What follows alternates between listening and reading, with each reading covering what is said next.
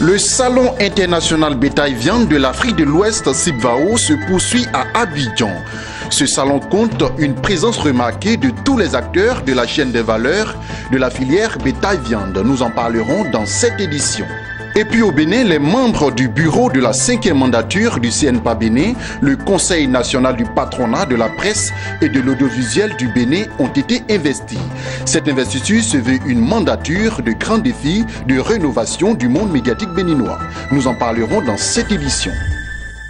Bonsoir à tous, vous regardez Business 24 Africa, la chaîne de l'innovation au cœur de l'émergence africaine et vous suivez le journal.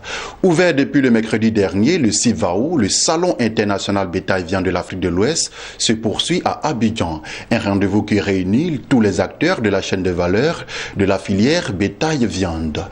Éleveurs vétérinaires, centres de recherche, fournisseurs d'aliments de bétail, artisans de produits dérivés et restaurateurs, tous sont présents à ce salon pour exposer leurs produits. Plus de détails dans ce document de nos reporters Lawani Babatunde et Marie Seri. Abidjan, capitale ouest-africaine du bétail et de la viande. Pendant 5 jours, les acteurs de la chaîne de valeur de cette filière vont se côtoyer au SIBVAO, Salon international bétail-viande de l'Afrique de l'Ouest. Occasion de rencontrer des partenaires pour faire des affaires. Ces éleveurs sont arrivés du Burkina Faso et du Niger. Avec leurs collègues ivoiriens, ils exposent leur bétail dans ce parc qui leur a été réservé. Avec la fête du mouton qui s'annonce, ils espèrent vendre toutes leurs bêtes. Ici se dresse le pavillon des exposants. Des structures spécialisées y tiennent des stands, à l'image du CNRA, le Centre national de recherche agronomique de Côte d'Ivoire. Elles sont venues rencontrer les éleveurs pour les aider à améliorer leur production. Au niveau de l'élevage, nous avons un programme de recherche qu'on appelle le programme production d'élevage qui travaille dans le domaine de l'amélioration génétique. Et on travaille dans le domaine de la zootechnique, physiologie, en mettant en place au point des formules alimentaires. Et on travaille aussi dans la santé animale pour pouvoir maîtriser les maladies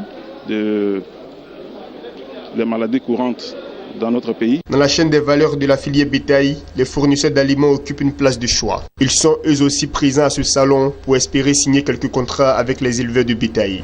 Nous sommes venus pour présenter les produits qui sont destinés aux éleveurs, notamment l'aliment de bétail et le touto que nous produisons pour les éleveurs de volailles. C'est fait à base de coton. Venus du Niger, ces artisans enregistrent une présence remarquée au SIBVAO 2016. Ils proposent des articles décoratifs, des ustensiles de cuisine, des objets d'usage quotidien, tous fabriqués à partir de la peau du bétail. Là, c'est des produits artisanaux, comme vous les avez bien vus. On a des chaussures de parterre, tout ça là, c'est parce que l'artisanat, nous avons cuir et peau aussi. Donc, nos produits artisanaux sont aimés. Et vraiment, à partir d'Abidjan même, on a connu qu'on a amené des bons produits. Parce qu'on a beaucoup écoulé ces produits. Ils sont beaucoup achetés et aimés un peu partout. Ce n'est pas en Côte d'Ivoire seulement. Le SIBVAO est aussi un salon gastronomique. Pour leur permettre de reprendre des forces, des restaurateurs ivoiriens et nigériens proposent aux participants et visiteurs des mets aussi divers que variés. C'est bien des moutons, avec bien des bœufs. Les plats, ça commence à 2 000, 3 000, 1 000 francs. Nous faisons du choukouya de mouton, choukouya de cabri, du choukouya aussi du poulet et puis aussi nous faisons des soupes aussi de mouton et de cabri. Les cours varient selon ce que vous demandez, mais je pense que c'est pas assez cher. On a fait le tarif de telle sorte que tout le monde puisse Nous allons de 3 000 jusqu'à plus l'infini, 10 000, etc. en fonction de ce que vous prenez. Beaucoup de personnes viennent et bon, voilà, ça marche. Si ces plats sont tous appréciés, un parmi eux semble rafler la vedette aux autres. Le kilichi, c'est la viande sèche du Niger. C'est un spécimen nigérien. C'est de la viande de petits ruminants et de gros ruminants qu'on transforme, qu'on sèche et à laquelle on met des produits pour qu'elle devienne vraiment très douce et conservable pendant longtemps.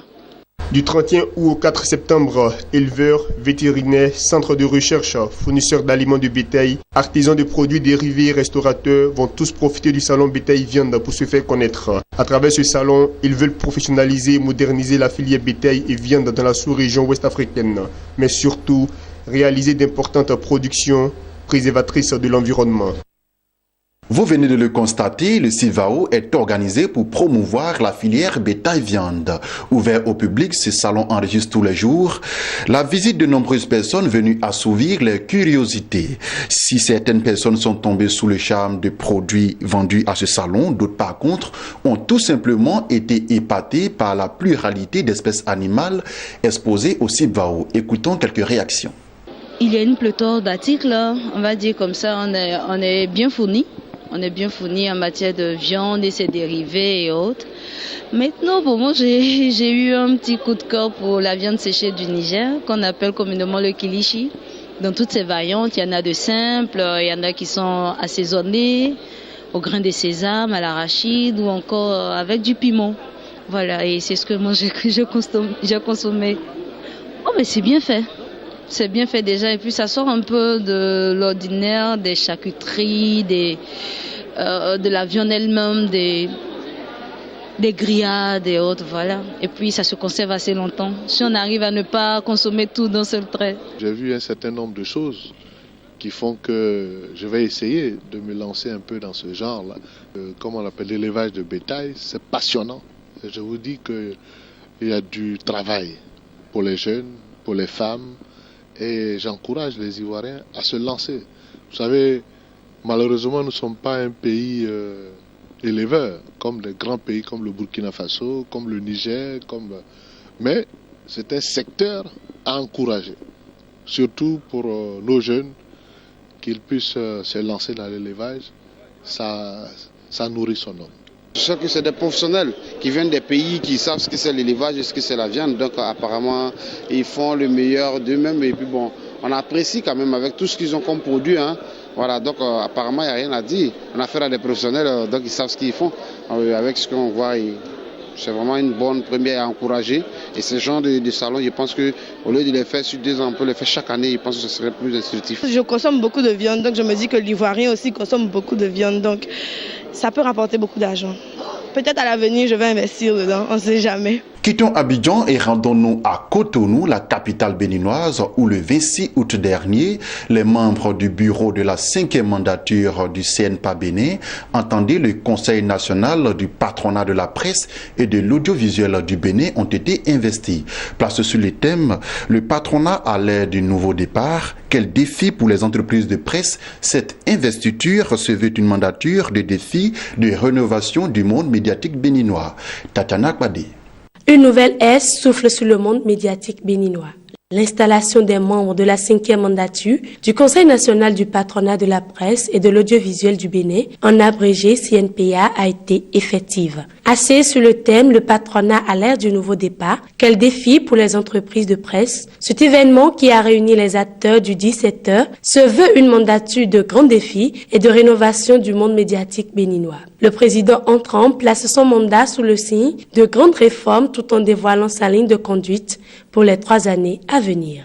La formation diplômante des membres, la mise en place d'une véritable régie publicitaire, donc une régie pour un partenariat plus futur et porteur avec des institutions et les organisations avec lesquelles a toujours travaillé le CNPA. L'achèvement des chantiers aussi coriaces les uns que les autres concernant la messagerie de presse. Une cérémonie qui a connu également la présence des organes de régulation et d'autorégulation de la presse. Il urge que le nouveau bureau travaille en synergie avec ces derniers dans la perspective d'obtenir une presse plus professionnelle et dynamique. La gestion des contradictions, pour dire la gestion des intérêts souvent égoïstes, n'est pas chose facile. Je voudrais donc compter sur vous pour redorer le blason de notre profession commune.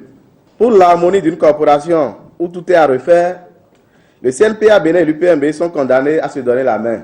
Renforcer l'expérience de la co-régulation, d'œuvrer à la professionnalisation des journalistes et de mettre en œuvre les conclusions des états généraux de la presse.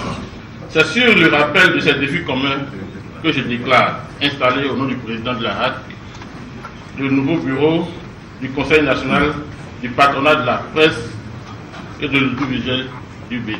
Il est à souligner que ce nouveau bureau vient remplacer celui de Malik Gominan et est composé de 18 membres.